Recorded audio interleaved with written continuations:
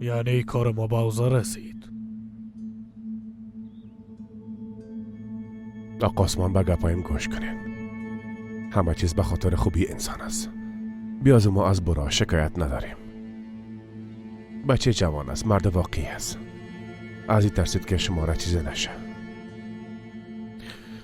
ما سر اولادای دست بلند نکردیم معلم صاحب. همیشه میخواستم با محبت و احترام کلان شود.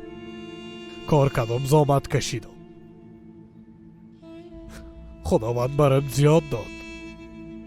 با هم خواستم و همو قسم کلان شود. خواستم بدونی که از پدرشان بترسن مرده به غل بگیرن معلم صاحب.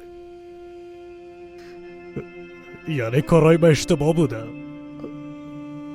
نیچور اشتباه باشه. بورا و رزان جوانای هوشیار هستند.